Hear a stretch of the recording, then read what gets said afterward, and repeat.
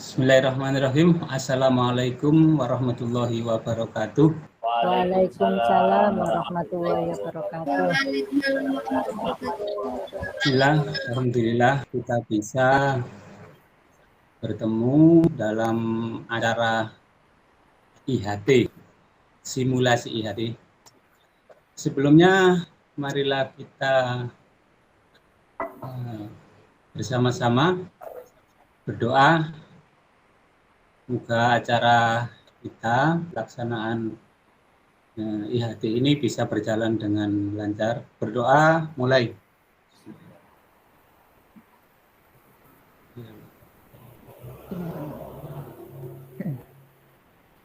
Terima kasih, mudah-mudahan dengan doa pelaksanaan IHT ini bisa berjalan dengan baik.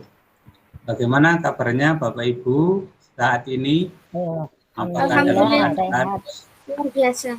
Sehat Pak Yanto. Lahir batin? Alhamdulillah lahir batin. Pada kesempatan hari ini kita semua dalam keadaan sehat lahir dan batin. Amin ya Rabbal alamin.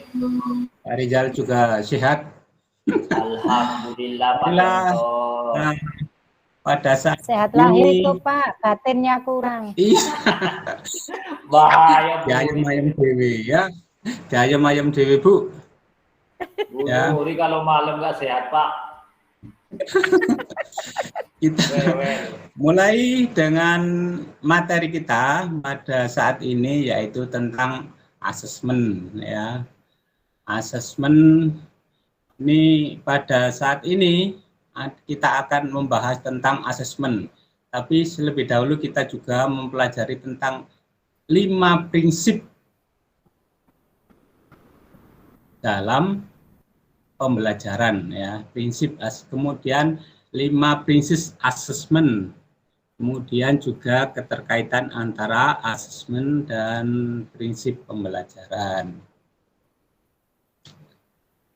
Kita mulai dengan prinsip pembelajaran. Kita mulai dengan prinsip pembelajaran, 5 prinsip pembelajaran. Lanjut. 5 prinsip pembelajaran. 1. Pembelajaran dirancang dengan mempertimbangkan tingkat pencapaian peserta didik saat ini sesuai kebutuhan belajar serta mencerminkan karakter dan perkembangan mereka. Kemudian yang kedua yaitu pembelajaran dirancang dan dilaksanakan untuk membangun kapasitas belajar peserta didik dan kapasitas mereka untuk menjadi pembelajar sepanjang hayat, mendorong pengembangan kapasitas belajar. Prinsip yang ketiga yaitu kegiatan pembelajaran mendukung perkembangan kognitif dan karakter peserta didik serta berkeberlanjutan dan holistik secara menyeluruh.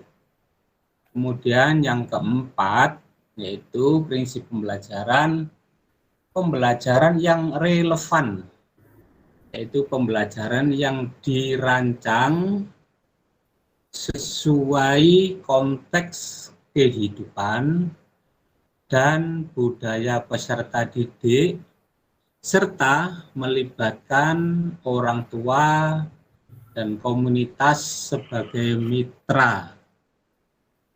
Yang kelima, prinsip yang kelima adalah pembelajaran berorientasi pada masa depan yang berkelanjutan.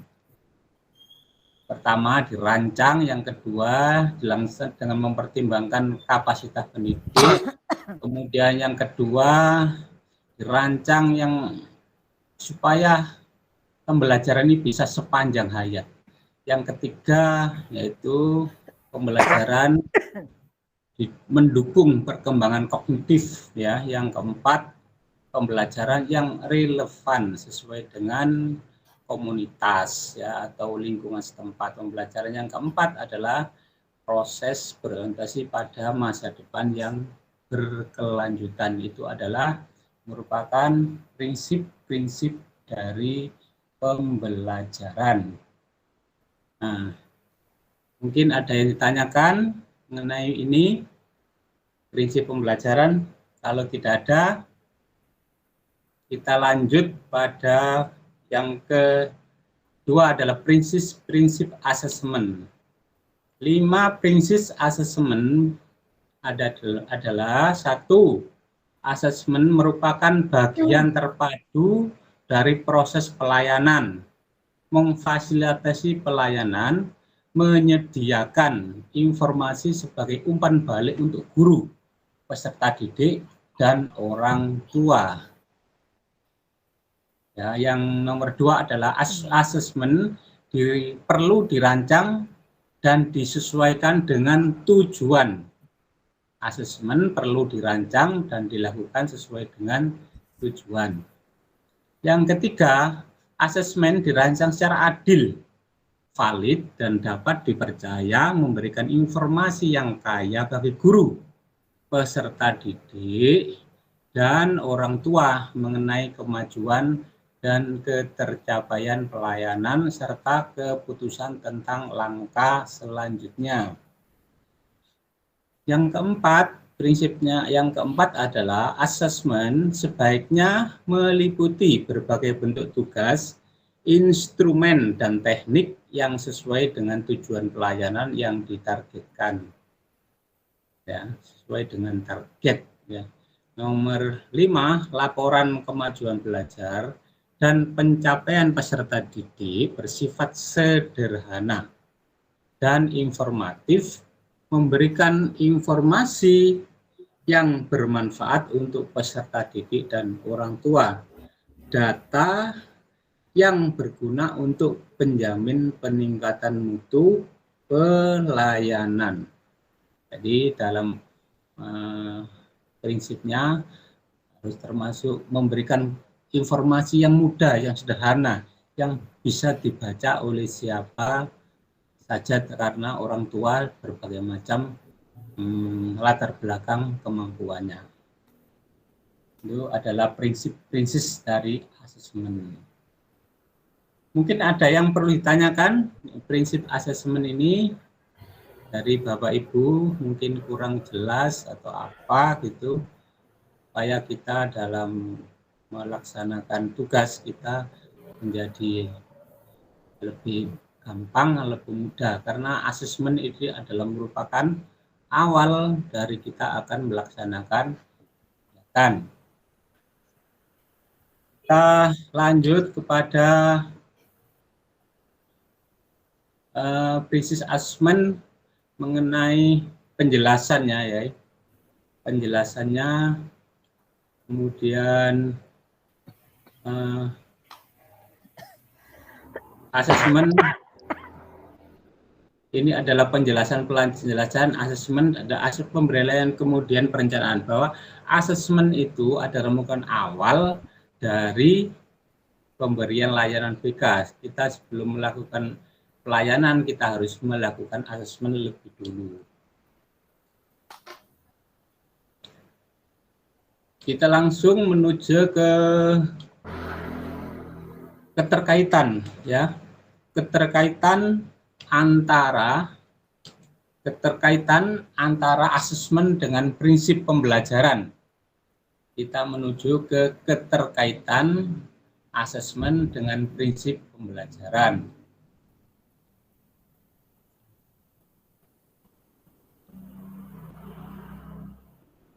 Kita membahas keterkaitan antara asesmen dengan prinsip pembelajaran. 1. Pembelajaran dirancang dengan mempertimbangkan tingkat pencapaian peserta didik saat ini sesuai kebutuhan belajar serta mencerminkan karakter dan perkembangan mereka. Masih termasuk asesmen dirancang bersifat pada kompetensi siswa. Peserta didik dapat melanjutkan ke kelas di atasnya sesuai dengan ketercapaian tujuan pembelajaran yang dikelompokkan ke dalam kriteria mulai berkembang mahir, dan sangat mahir. Kemudian peserta didik diberikan intervensi sesuai dengan tingkat kompetensinya.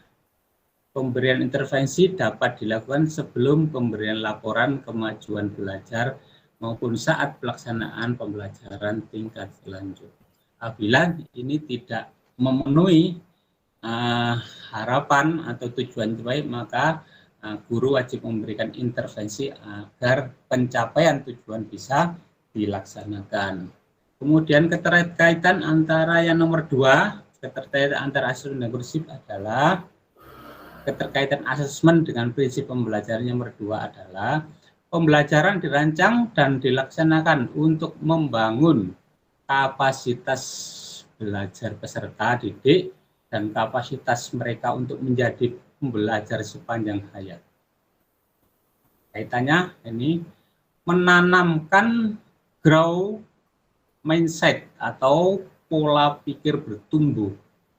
Harapannya asesmen bisa membangun kesadaran bahwa proses pencapaian tujuan pembelajaran lebih penting daripada hasil akhir.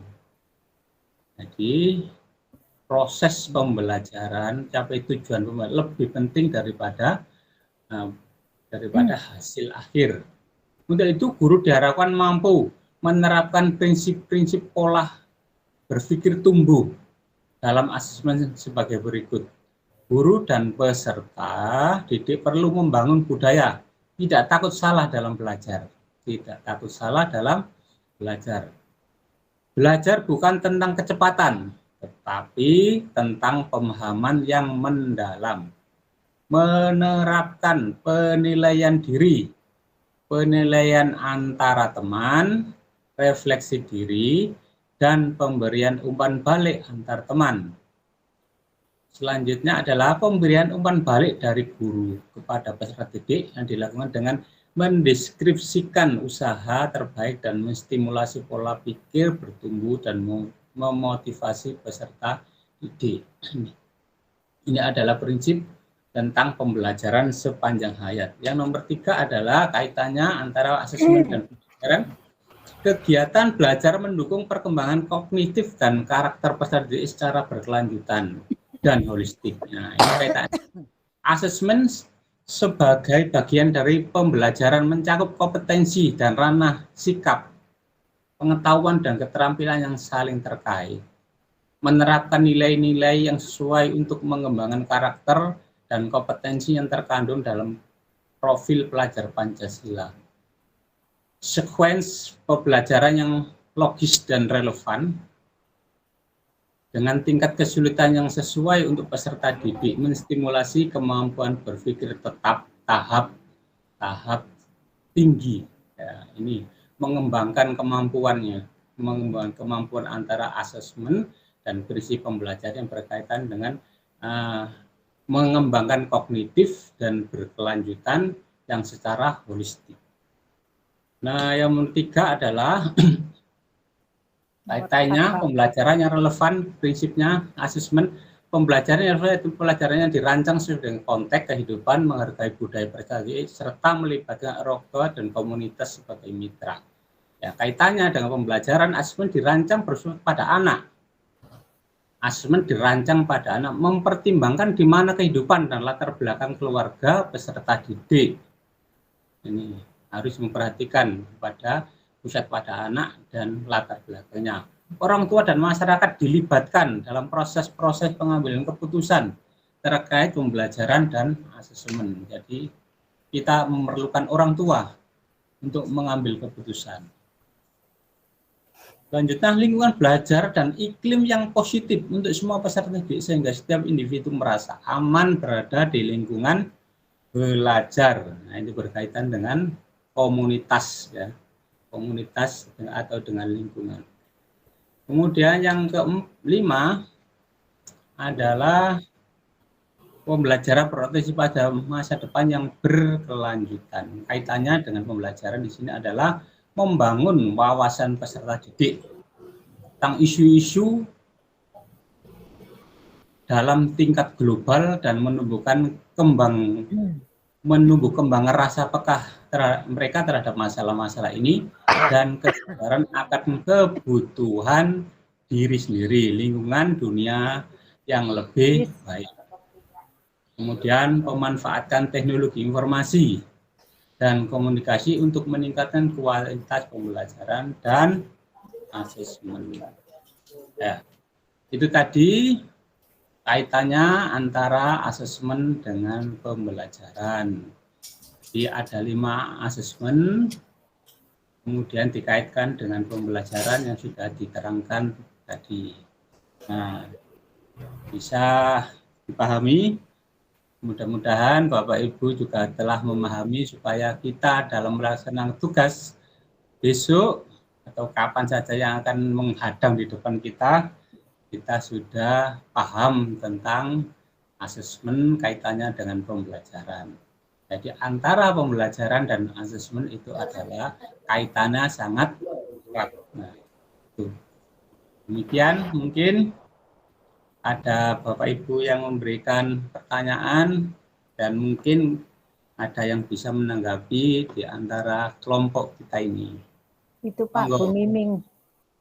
Bu Miming, nggih. Nggih, Bu Miming, monggo. Nggih, Pak. Saya jatuh HP saya. Sponsor. Ya, Nggih, Bu saya Miming. yang mau saya tanyakan. Nggih. Ya. Nggih, kenapa prinsip pembelajaran dan prinsip asesmen itu kita harus mementingkan kebutuhan dan memfokuskan pada karakteristik peserta didik kita. Seperti itu, Pak. Oh Mohon ya. ditanggapi. Iya. Mungkin di antara kawan teman-teman peserta ini ada yang bisa menanggapi, monggo. Monggo Bu Hurin, bisa. Kenapa dalam prinsip pembelajaran kita untuk memperhatikan karakter, yaitu saya tangkap dari Bu Nuri itu Iya. Bu Nuri, Pak. Monggo Bu Nuri. Monggo Bu Nuri. Terima kasih Pak. Mungkin itu asesmen diberikan itu untuk mengetahui layanan apa yang akan kita berikan ke anak kita. Kalau kita nggak tahu asesmen, kita nggak tahu layanan apa yang kita berikan. Mungkin gitu. Iya. Ya. Mungkin karena ya mungkin itulah Bu Miming ya jawaban yang bisa saya ya dari teman kita. Ya. Bagaimana Bu? Nah, jadi kita harus mengetahui karakter dulu. Kalau tidak tahu karakternya nanti nggak bisa mencapai tujuan. Karena kita harus paham tentang karakter, kemudian tentang pembelajarannya. Jadi kalau sudah paham tentang karakternya, kita akan memberikan pembelajaran atau layanan juga bisa mudah dalam mencapai tujuan. Demikian ya. Nah, kira-kira ini waktunya sudah cukup atau kurang ya? Booming? Sudah cukup, Pak. Sudah cukup ya. Ya. Lebih Pak Yanto. Hah? Lebih berapa? Ya. Ya, demikian ya Pak Rizal ya. Mudah-mudahan Bu Hurin, Pak Rizal, Bu Nurainya, Bu Miming bisa melaksanakan tugas dengan baik. Ini ya. Amin. Nah, saya akhiri dalam materi ini kita akhiri. Assalamualaikum warahmatullahi wabarakatuh. Waalaikumsalam warahmatullahi wabarakatuh.